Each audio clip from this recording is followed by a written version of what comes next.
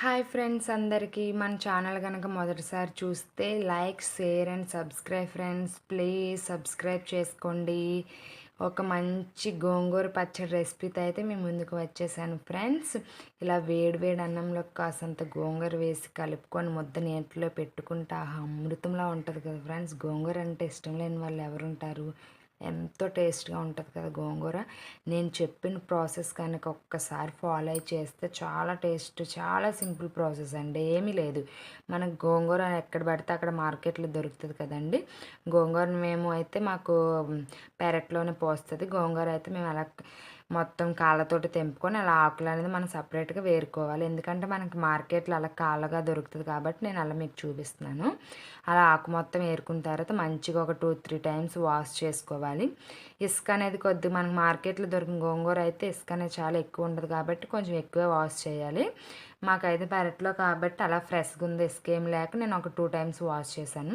మంచిగా వాష్ చేసుకున్న తర్వాత మన కారానికి ఒక 15 పచ్చిమిర్చి అనేది వేసి ఒక హాఫ్ గ్లాస్ వాటర్, మనకు చాలా తక్కువే వాటర్ వేసి మంచిగా మూత పెట్టుకోవాలి.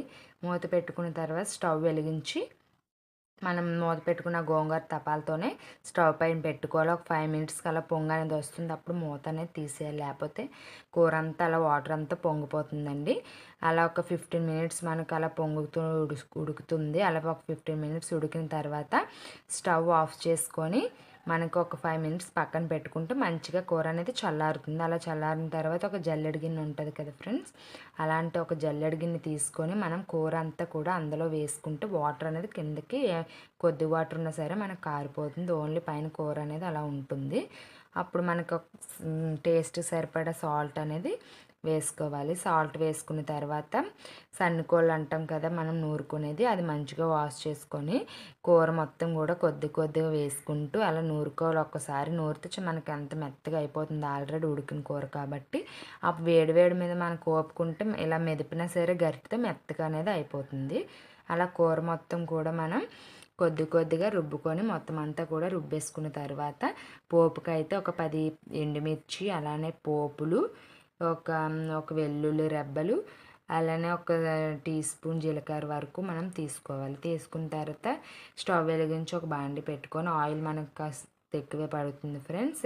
కాస్త ఎక్కువ ఆయిల్ వేసుకొని ఆయిల్ హీట్ అయిన తర్వాత జీలకర్ర అండ్ అలానే పోపులు, వెల్లుల్లి కొంచెం కచ్చా దంచుకొని వెల్లుల్లి వేసుకొని ఎండుమిర్చి కూడా చిన్న చిన్న ముక్కలు కట్ చేసుకొని వేసుకోవాలి. వేసుకున్న తర్వాత మంచిగా ఫ్రై అయిన తర్వాత మనం రుబ్బు పెట్టుకున్నాం కదా గోంగూర, అది వేసుకొని మంచిగా ఫ్రై చేసుకుంటే అంతే ఫ్రెండ్స్, ఎంతో టేస్టీ గోంగూర పచ్చడి రెసిపీ రెడీ. నెక్స్ట్ ఏ రెసిపీ చేయమంటారు కామెంట్ చేయండి.